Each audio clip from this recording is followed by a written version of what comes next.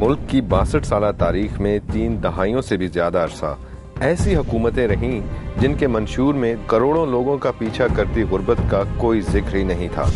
دراصل ان حکومتوں نے منشور حکومت قائم کرنے کے بعد ترتیب دیے، مصلحت اور موقع کے زیر اثر۔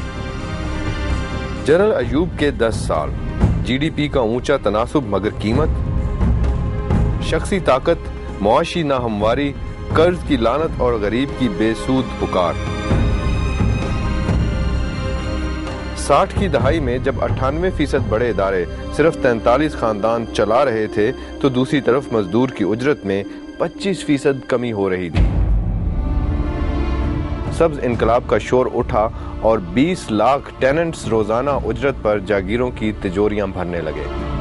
پانی اور بیج اور فرٹیلائزر کو جب کمبائن کرتے تھے ایک خاص پیکٹ میں تو ییلڈ میں بڑی تیزی سے اضافہ ہوتا تھا، جس کا مطلب ہے کہ جس کے پاس ٹیوب ویل موجود ہے وہ فائدہ اٹھا سکتا ہے اس کا۔ اور دوسرا یہ کہ اس کے لیے انویسٹمنٹ کی ضرورت تھی نئے بیج خریدنے میں اور فرٹیلائزر خریدنے کے لیے۔ اور اس کے نتیجے میں یہ ہوا کہ جو بڑے لینڈ لارڈز ہیں انہوں نے جب دیکھا کہ سیلف کلٹیویشن سے بڑا منافع ہوتا ہے تو انہوں نے جو زمینیں ٹیننٹس کو دی ہوئی تھیں اس کا بڑا حصہ ریزیوم کر لیا for owner cultivation. General Zia الحق کی دہائی اور غریب کی دہائی۔ یہاں غریب کے درد کا درما کچھ نہیں تھا کیونکہ ہر پالیسی کی بنیاد خوف پر تھی۔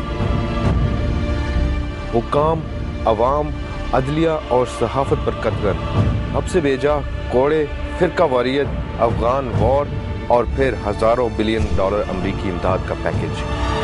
غریب کے لیے صرف مدرسے کھلے، کھانا مفت، رہائش مفت، کپڑے مفت اور صرف ایک پیغام: جو تمہارا مخالف ہے اسے زندہ رہنے کا کوئی حق نہیں۔ اگر اس مقولے پر یقین ہے تو سارا زکوٰۃ فنڈ تمہارا ہے۔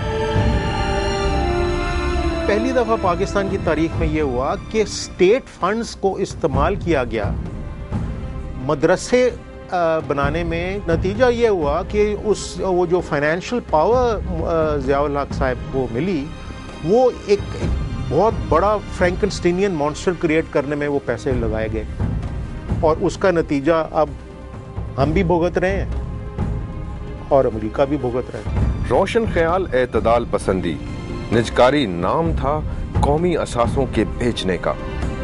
اثاثے بکتے گئے، منڈی سکڑتی گئی اور غریب بلکتا رہا۔ Stock market, real estate, service sector اعداد و شمار کا کھیل کھیلتے رہے۔ 50% شہری آبادی کچی بستیوں کی مکین بنی۔ 72% پاکستانی $2 کمانے تک محدود ہو گئے۔